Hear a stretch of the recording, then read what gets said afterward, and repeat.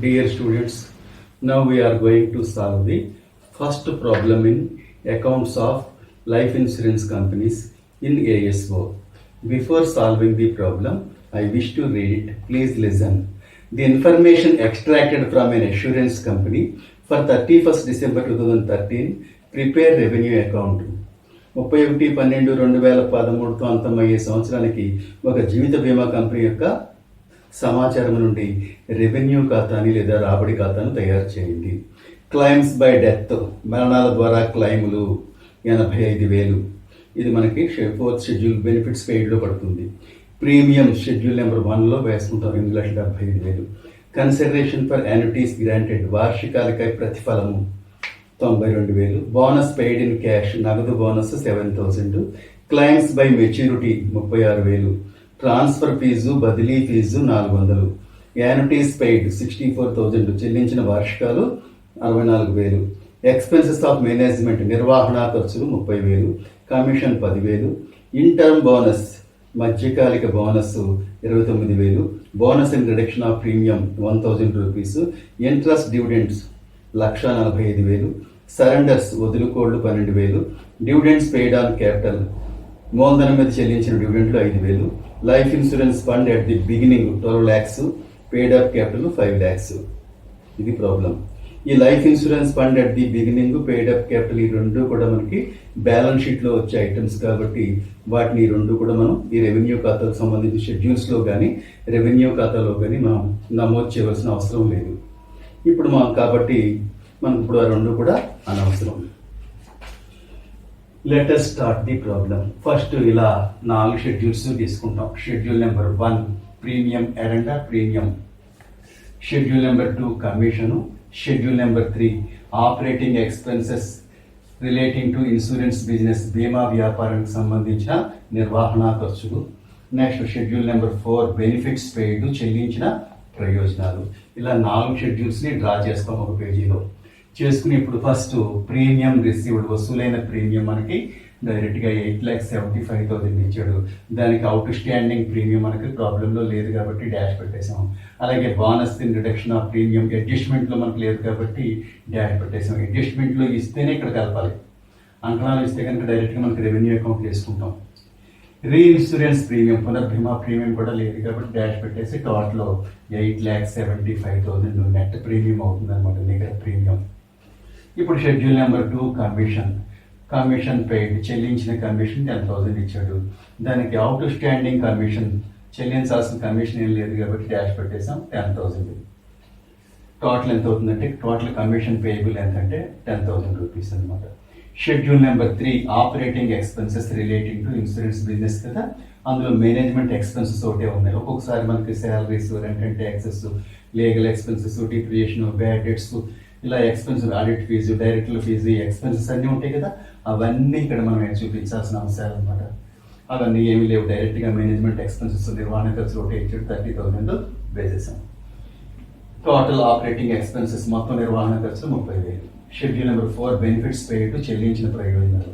ఇందులో claims by maturity, గడువు తీరడం ద్వారా క్లైమ్లు 36,000 ఇచ్చాడు. క్లైమ్స్ బై డెత్, మరణాల ద్వారా క్లైమ్లు. ఇవి బీమా సంస్థ పాలసీదారులకు చెల్లించవలసిన మొత్తాలు అన్నమాట. ఈ 2 రకాల క్లైమ్లు కూడా బీమా సంస్థ ఏం చేయాలంటే పాలసీదారులకు చెల్లించాలి కాబట్టి వాడికి అది ఎక్స్పెండిచర్ ఐటమ్ అని చెప్పి 2 కూడా మనకి షెడ్యూల్ నెంబర్ 4 బెనిఫిట్స్ పెయిడ్లో పే చేసుకోవాలి. అవుట్ స్టాండింగ్ క్లైమ్స్ ఉంటే అవి కూడా కలుపుతాం. ఆ తర్వాత రీఇన్సూరెన్స్ క్లైమ్స్ ఉంటే లెస్ చేస్తాం. అవి ఏమీ లేవు కాబట్టి 2 కలిపేసి 1,21,000 అయింది. అలాగే యాన్యుటీస్ పెయిడ్, చెల్లించిన వార్షికాలు, అంటే బీమా సంస్థ ఒక పెద్ద మొత్తం నుండి పాలసీదారులు గ్రహించి ఆ మొత్తం మీద ఇయర్లీ ఇంత అమౌంట్ అని పే చేస్తుంది అనమాట. అది దాన్ని యాన్యుటీస్ లేదా వార్షికాలు అంటాం. అది మనకు అవుట్ స్టాండింగ్ ఏం లేదు కాబట్టి డైరెక్ట్గా 64,000 వేసేసుకున్నాం. అలాగే వదులుకోలు, సరెండర్స్. సరెండర్స్ అంటే మీరు ఎవరైనా ఒక పాలసీదారుడు కొన్ని సంవత్సరాలు ప్రీమియం పే చేసేసిన తర్వాత ఇక ముందు అతను ప్రీమియం పే చెల్లించలేని స్థితిలో ఉన్నట్లయితే ఆ పాలసీని ఏం చేస్తారంటే ఈ యొక్క బీమా కంపెనీకి సరెండర్ చేస్తారు. అప్పుడు బీమా సంస్థ ఏం చేస్తారంటే వాళ్ళ టర్మ్స్ అండ్ కండిషన్స్ ప్రకారం అతనికి కొంత అమౌంట్ పే చేస్తుంది ఆ యొక్క పాలసీ మీద. దాన్ని మనం సరెండర్ వాల్యూ లేదా వదులుకోలు విలువ అంటాం. దానికి కూడా అవుట్ స్టాండింగ్ ఉంటే కలుపుతాం అనమాట. ఒట్టినే డివిడెండ్ ఉంటే వేసుకుంటాం, ఈ లెక్కలో లేవు. టోటల్ చేసుకుంటాం 1,97,000 వచ్చింది. టోటల్ బెనిఫిట్స్ పేయబుల్ అంటే మొత్తం చెల్లించవలసిన ప్రయోజనాలు ఎంతంటే 1,97,000 అనమాట. అకార్డింగ్ టు ఫామ్ ఏ ప్రకారం హెడ్డింగ్ పెట్టుకుని revenue account of life insurance company for the year ended 31st December 2013, 31/12/2013తో అంతమయ్యే సంవత్సరానికి ఒక జీవిత బీమా కంపెనీ యొక్క రాబడి ఖాతాని హెడ్డింగ్ పెట్టుకుంటాం. Particulars, schedule number, amount. First roman number 1 అంటే ప్రీమియం ఎర్న్డ్, ఆర్జించిన ప్రీమియం. అందులో మనకి నికర ప్రీమియం ఉంది చూడండి. అక్కడ నికర ప్రీమియం అంటే ఇక్కడ షెడ్యూల్ నెంబర్ 1లో మనకి టోటల్ వచ్చింది 8,75,000. షెడ్యూల్ నెంబర్ 1 8,75,000 వేసుకుంటాం. తర్వాత Roman number 2 income from investments, పెట్టుబడుల నుండి ఆదాయం. అందులో వడ్డీలు, డివిడెండ్లు అద్దెలు ఉన్నట్టయితే అవి వేసుకుంటాం. 1,45,000 ఇచ్చాడు.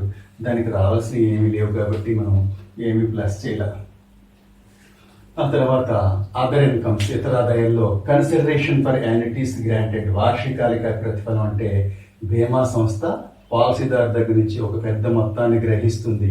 ఆ గ్రహించిన మొత్తాన్ని మనం కన్సిడరేషన్ ఫర్ యాన్యుటీస్ గ్రాంటెడ్ అంటాం. తెలుగులో వార్షికాలిక ప్రతిఫలం. దాన్ని కూడా ఇతర ఆదాయాల కింద చూపించాలి. 92,000 ఇచ్చాడు. అలాగే ట్రాన్స్ఫర్ ఫీజు, బదిలీ ఫీజు 400 ఇచ్చాడు.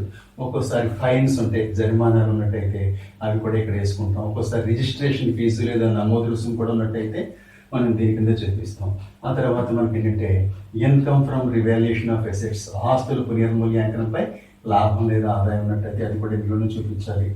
ఇన్కమ్ ఫ్రమ్ రివాల్యుయేషన్ ఆఫ్ రివర్షన్ల పునర్మూల్యాంకనంపై ఆదాయం, అది కూడా మనకి ఇన్కమే కాబట్టి ఇన్కమ్స్ అన్నింటినీ కలిపి టోటల్ చేస్తే 11,12,400 వచ్చింది. టోటల్ మొత్తము ఏని పెట్టుకుని 11,12,400. ఇప్పుడు కమిషన్ షెడ్యూల్ నెంబర్ 2 10,000. ఆ తర్వాత operating expenses relating to insurance business, బీమా వ్యాపారానికి సంబంధించిన నిర్వహణ ఖర్చులు షెడ్యూల్ నెంబర్ 3 30,000 ఇచ్చాడు. ఆ తర్వాత ఇన్కమ్ ట్యాక్స్, ఆదాయ పన్ను కానీ, ఇన్కమ్ ట్యాక్స్ అండ్ ప్రాఫిట్ అంటే లాభంపై ఆదాయ పన్ను కానీ ఉన్నట్టయితే అది కూడా మనం ఇక్కడ చూపిస్తాం. అది మనకి ఏమీ లేదు కాబట్టి డ్యాష్ పెట్టేసుకున్నాం. అప్పుడు టోటల్ చేస్తే 40,000 వచ్చింది. టోటల్ మొత్తము బిఎన్ పెట్టుకుంటాం. అది ఆ తర్వాత బెనిఫిట్స్ పెయిడ్, చెల్లించిన ప్రయోజనాలు లేదా ఉపకారాలు అంటాం. 4 షెడ్యూల్ నెంబర్ 4. దాని టోటల్ ఎంతంటే 1,97,000. నగదు బోనస్ 7,000 ఇచ్చాడు. అలాగే bonus in reduction of premium తగ్గింపుకై వినియోగించిన బోనస్ 1,000 ఇచ్చాడు. మధ్యకాలిక బోనస్ 29,000 ఇచ్చాడు. ఇవన్నిటినీ కలిపి 2,34,000. టోటల్ మొత్తము సి ఎంత ఉంటుందంటే 2,34,000, 2,34,000. ఇప్పుడు సర్ప్లస్, తెలుగులో మిగిలి అంటాం, బ్రాకెట్లో డి పెట్టుకుంటాం. A minus B minus C. A total ఎంత మనకి 11,12,400. B total 40,000. C total 2,34,000. ఇందులోంచి మనం ఏం చేయాలంటే ఇది తీసేయాలి. ఇది తీసేస్తే 8,38,400 వచ్చింది. 8,38,400. అందులోంచి మనం ఏం చేయాలంటే మనకి అప్రోప్రియేషన్స్, వినియోగాలు. అందులో ఏంటంటే ట్రాన్స్ఫర్ టు షేర్ హోల్డర్స్, వాటాదారులకు మళ్ళింపు. ఏంటంటే మనకి మూలధనంపై డివిడెండ్లు అన్నాడు. మూలధనంపై డివిడెండ్లు అన్నప్పుడు డైరెక్ట్గా వాటాదారులకు చెల్లించిన డివిడెండ్లు అన్నా సరే మనం ఏం చేయాలంటే 5,000 ఇక్కడ వేసుకోవాలి. మనం బ్రాకెట్లో వేసుకుంటాం. అవి మనం చెల్లించేసాం కాబట్టి అప్పుడు 8,38,000 నుంచి 5,000 పోతే 8,33,000 ఏమవుతుందంటే ట్రాన్స్ఫర్ టు అదర్ రిజర్వ్స్ ఏమీ లేవు. అదేమవుతుందంటే balance of funds for future appropriations. Balance for funds for future appropriations అది ఎంత అవుతుందంటే 8,33,400. ఇందులోంచి 5,000 తీసేస్తే 8,33,400. అదే మనకి టోటల్ మొత్తము డి అవుతుంది అనమాట. 8,33,400 అనమాట. So problem is over. Thank you. Dear students, now we are going to solve second problem in accounts of life insurance companies in ASO. Before starting the problem, I would like to read it. Please listen. Prepare revenue account for the year ending 31st March 2012 from the following information relating to new life insurance company. Premium received, వసూలైన premium 3 లక్షలు. Claims by death, మరణాల ద్వారా claim 50,000. Claims by maturity గడువు తీరడం ద్వారా క్లైమ్లు 80,000, యాన్యుటీస్ వార్షికాలు 20,000, surrenders వదులుకోలు విలువ 10,000, salaries జీతాలు 15,000, డివిడెండ్స్ పెయిడ్ చెల్లించిన డివిడెండ్ 30,000, అడ్వర్టైజింగ్ ప్రకటనలు 2,000, audit fee 3,000, rent and taxes అద్దె పనులు 5,000, commission paid 18,000, bonus and reduction of premium తగ్గింపుపై వినియోగించిన bonus 6,000, interest dividends and rent వడ్డీలు డివిడెండ్లు అద్దెలు 1,00,000, profit on sale of investments పెట్టుబడుల అమ్మకంపై లాభం 20,000, profit on sale of fixed assets స్థిరాస్తుల అమ్మకంపై లాభం 25,000, నిర్వహణ ఖర్చులు మేనేజ్మెంట్ ఎక్స్పెన్సెస్ 10,000, ఫైన్స్ జరిమానాలు 10,000, రిజిస్ట్రేషన్ ఫీజు నమోదు రుసుము 30,000, మెడికల్ ఫీజు వైద్య రుసుము 1,500, లీగల్ ఎక్స్పెన్సెస్ న్యాయ సంబంధమైన ఖర్చులు 6,000, డిప్రిషియేషన్ తరుగుదల 3,000, ఐటీ ఆన్ ప్రాఫిట్ లాభం మీద ఆదాయ పన్ను 2,000, క్యాష్ బోనస్ నగదు bonus 5,000, consideration for annuities granted వార్షికాలకై ప్రతిఫలము 60,000. ఈ సమాచారం ఆధారంగా మన రెవెన్యూ అకౌంట్ని ప్రిపేర్ చేయమని అడగడం జరుగుతుంది. చేత మనం before starting the programme we have to do schedules. First మనం ఏం చేయాలంటే షెడ్యూల్స్ని తయారు చేసుకోవాలి. షెడ్యూల్ నెంబర్ 1 ప్రీమియం ఎరండ్ అన్న ఒకటే, ఆర్జించిన ప్రీమియం అదా ప్రీమియం ఎరండ్. అందులో ప్రీమియం రిసీవ్డ్ వసూలైన ప్రీమియం 3 lakhs ఇచ్చాడు, ఆ 3 lakhs వేసుకున్నాం. దానికి అవుట్ స్టాండింగ్ ప్రీమియం ఇస్తాడు, రావాల్సిన ప్రీమియం అది ఏమి లేదు కాబట్టి డాష్ పెట్టేసాం. అలాగే అడ్జస్ట్మెంట్లో కనుక బోనస్ రిడక్షన్ ఆఫ్ ప్రీమియం ఇది అంకణాలు కాకుండా పైన కాకుండా అడ్జస్ట్మెంట్లో ఇచ్చినప్పుడు మాత్రమే ఇక్కడ కలపాలి, ఇక్కడ లేదు కాబట్టి మనకి అప్పుడు డాష్ పెట్టేసుకున్నాం. అలాగే రీఇన్సూరెన్స్ ప్రీమియం పునర్భీమా ప్రీమియం ఉన్నట్టయితే లెస్ చేస్తాం. అవన్నీ మీకు గుర్తుండడానికి ఇక్కడ ఉంచాను. అలాగా 3 lakhs. నెట్ ప్రీమియం ఎంత అంటే నికర ప్రీమియము 3 లక్షలు. రెండోది షెడ్యూల్ నెంబర్ 2 కమిషన్. ఇక్కడ కమిషన్ పెయిడ్ చెల్లించిన కమిషను 18,000 ఇచ్చాడు. దానికి అవుట్ స్టాండింగ్ కమిషన్ అంటే చెల్లించవలసిన కమిషన్ ఉన్నట్టయితే కలుపుతాం, అదేం లేదు కాబట్టి 18,000 డైరెక్ట్గా వేసేసి టోటల్ కమిషన్ మొత్తం కమిషన్ ఎంతంటే 18,000. నెక్స్ట్ షెడ్యూల్ నెంబర్ 3 ఏంటంటే operating expenses relating to insurance business బీమా వ్యాపారానికి సంబంధించిన నిర్వహణ ఖర్చులు. ఇందులో ఏముంటున్నాయంటే జీతాలు 15,000 ఇచ్చాడు, శాలరీస్, అడ్వర్టైజింగ్ ప్రకటనలు ఏమో 2,000 ఇచ్చాడు, ఆడిట్ ఫీజు 3,000 ఇచ్చాడు, అలాగే రెంట్ అండ్ ట్యాక్సెస్ అద్దె పనులు 5,000, మేనేజ్మెంట్ ఎక్స్పెన్సెస్ నిర్వహణ ఖర్చులు 10,000, మెడికల్ ఫీజు వైద్య రుసుము 1,500 ఇచ్చాడు, అలాగే లీగల్ ఎక్స్పెన్సెస్ న్యాయ సంబంధమైన ఖర్చులు 6,000 ఇచ్చాడు, డిప్రిషియేషన్ తరుగుదల 3,000 ఇచ్చాడు. ఇవన్నిటిని టోటల్ చేస్తే 45,500 వచ్చింది. 45,500 ఏంటంటే అది టోటల్ ఆపరేటింగ్ ఎక్స్పెన్సెస్ మొత్తం నిర్వహణ ఖర్చులు ఎంతంటే 45,500.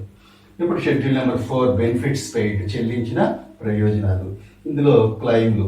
ఈ క్లైమ్లు 2 రకాలు కదా మనకి, క్లైమ్ బై మెచ్యూరిటీ ఒకటి, క్లైమ్ బై డెత్ ఒకటి. గడువు తీరడం ద్వారా క్లైమ్లు, మరణాల ద్వారా క్లైమ్లు. అంటే పాలసీ గడువు పూర్తయిపోయినప్పుడు పాలసీదారులకు చెల్లించే మొత్తాన్ని ఏమో గడువు తీరడం ద్వారా క్లైమ్లు అంటాం. పాలసీదారుడు మరణించినప్పుడు అతను వారసులకు చెల్లించే మొత్తాన్ని ఏం చెప్తారంటే మనం క్లైమ్ బై డెత్ లేదా మరణాల ద్వారా క్లైమ్లు అంటాం. ఈ 2 క్లైమ్లు కూడా బీమా సంస్థకి ఖర్చు అంశాలు కాబట్టి వాటిని ఎప్పుడు కూడా కలిపేసి బెనిఫిట్స్ పెయిడ్లో చూపించడం జరుగుతుంది. దానికి అవుట్ స్టాండింగ్ క్లైమ్స్ చెల్లించాల్సిన క్లైమ్స్ ఉంటే కలుపుతాం, రీఇన్సూరెన్స్ క్లైమ్స్ ఉన్నట్టయితే తీసేస్తాం. ఒక్కోసారి గత సంవత్సరానికి సంబంధించిన క్లైమ్స్ కూడా ఉండొచ్చు, అవి కూడా తీసేస్తాం.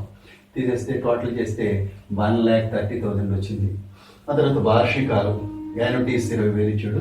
అలాగే మనకి సరెండర్స్ వదులుకోలు విలువ ఎంత ఇచ్చాడంటే 10,000 ఇచ్చాడు. డివిడెంట్లు ఏమో 30,000 ఇచ్చాడు. ఇక్కడ మనకి డివిడెంట్లు ఇస్తే ఇక్కడ వేసుకోండి. అట్లా కాకుండా మూలధనంపై డివిడెంట్లు, వాటాదారులకు చెల్లించిన డివిడెంట్ అంటే కనుక మనం అప్రోప్రియేషన్ దగ్గర వేసుకుంటాం, వినియోగాల దగ్గర రెవెన్యూ ఖాతాలో. టోటల్ చేస్తే 1,90,000 వచ్చింది. టోటల్ బెనిఫిట్స్ పేయబుల్ ఎంతంటే మనకి 1,90,000. ఇప్పుడు అకార్డింగ్ టు ఫామ్ ఏ ప్రకారం revenue account of new life insurance company for the year ending 31st March 2012, 31 మార్చి 2012తో అంతమయ్యే సంవత్సరానికి న్యూ జీవిత బీమా కంపెనీ లిమిటెడ్ వారి రాబడి ఖాతాని హెడ్డింగ్ పెట్టుకుంటాం. First roman number 1 premium earned ఆర్జించిన ప్రీమియం. అందులో నెట్ ప్రీమియం నికర ప్రీమియం అంటే షెడ్యూల్ నెంబర్ 1 ప్రీమియం టోటల్ వేసుకుంటాం 3 lakhs. ఆ తర్వాత ఇన్కమ్ ఫ్రమ్ ఇన్వెస్ట్మెంట్స్, పెట్టుబడి నుండి ఆదాయం. అందులో ఇంట్రెస్ట్, డివిడెండ్స్, రెంట్స్, వడ్డీలు, డివిడెండ్లు, అద్దెలు 1,00,000 ఉంది. ఆ తర్వాత profit on sale of investments, పెట్టుబడి అమ్మకంపై లాభం 20,000 ఇచ్చాడు, అది వేసుకుంటాం. రోమన్ నెంబర్ 3 అదర్ ఇన్కమ్స్, ఇతర ఆదాయాలు. కన్సిడరేషన్ ఫర్ ఎన్యుటీస్ గ్రాంటెడ్, వార్షికాలకై ప్రతిఫలం 60,000 ఉంది. ఫైన్స్, జరిమానాలు. రిజిస్ట్రేషన్ ఫీజు అంటే నమోదు రుసుము. ఈ రెండు కలిపి నమోదు రుసుము, నెక్స్ట్ ఏంటంటే నమోదు రుసుము, రిజిస్ట్రేషన్ ఫీజు, జరిమానాలు కలిపి 40,000. ఆ తర్వాత profit on sale of fixed assets, స్థిరాస్తుల అమ్మకంపై లాభం 25,000 ఉంది. Income from revaluation of reversions, రివర్షన్లో పునర్మూల్యాంకనపై లాభం లేదా ఆదాయం ఏమీ లేదు కాబట్టి డాష్ పెట్టేసాం. టోటల్ చేస్తే 5,45,000 టోటల్, మొత్తము బ్రాకెట్లో క్యాపిటల్ ఏ పెట్టుకుంటాం 5,45,000. ఇప్పుడు కమిషన్, రెండోది ఏంటంటే మనకి కమిషన్. షెడ్యూల్ నెంబర్ 2 ఏంటంటే కమిషన్. ఇక్కడ మనకి ఎంత ఇచ్చాడంటే 2 వేసుకుంటాం, కూడా 18,000 అని total. Operating expense relating to insurance business, బీమా వ్యాపారానికి సంబంధించిన నిర్వహణ ఖర్చులు. Schedule number 3 45,500. Next income tax, ఆదాయ పన్ను లేదా ఇన్కమ్ ట్యాక్స్ ఆన్ ప్రాఫిట్, లాభంపై ఆదాయ పన్ను మనకి 2,000 ఇవ్వడం జరిగింది, అది కూడా ఇక్కడ వేసుకుంటాం. టోటల్ చేస్తే మనకి ఎంత వచ్చిందంటే 65,500 టోటల్. మొత్తము బి ఎంతంటే 65,500 వచ్చింది. ఆ తర్వాత బెనిఫిట్స్ పెయిడ్, చెల్లించిన ప్రయోజనాలు. షెడ్యూల్ నెంబర్ 4 ఎంతంటే 1,90,000. తర్వాత bonus in reduction of premium, premium తగ్గింపుకే వినియోగించిన బోనస్ అంకణాలు ఇస్తే ఇక్కడ ఒక చోట వేసుకుంటాం 5,000. ఇంటర్మ్ బోనస్ పెయిడ్, మధ్యకాలిక బోనస్ ఏమీ లేదు కాబట్టి ఇక్కడ డాష్ పెట్టేసుకుంటాం. క్యాష్ బోనస్ మొత్తం 5,000, ప్రీమియం తగ్గింపుకే వినియోగించే బోనస్ 6,000 ఇచ్చాడు. ఇంటర్మ్ బోనస్ పెయిడ్ మొత్తం, మధ్యకాలిక బోనస్ పెయిడ్ ఏమీ లేదు కాబట్టి డాష్ పెట్టేసాం. టోటల్ 2,01,000, మొత్తము సి పెట్టుకుంటాం. ఇప్పుడు సర్ప్లస్, మిగులు D is equal to A minus B minus C. A total ఎంత 5,45,000, బి టోటల్ 65,500, సి టోటల్ 2,01,000. తీసేస్తే మనకి 2,78,500 వచ్చింది. మిగిలి ఎంత వచ్చిందంటే 2,78,500 రూపీస్ అనమాట. ఇప్పుడు అప్రోప్రియేషన్స్, వినియోగాలు. ట్రాన్స్ఫర్ టు షేర్ హోల్డర్స్, వాటాదారులకు మళ్ళింపు డాష్ పెట్టేసాం. ట్రాన్స్ఫర్ టు అదర్ రిజర్వ్స్, ఇతర రిజర్వ్ మళ్ళింపు కూడా లేదు. Balance of funds for future appropriations 2,78,500. Total చేస్తే 2,78,500. So problem is over.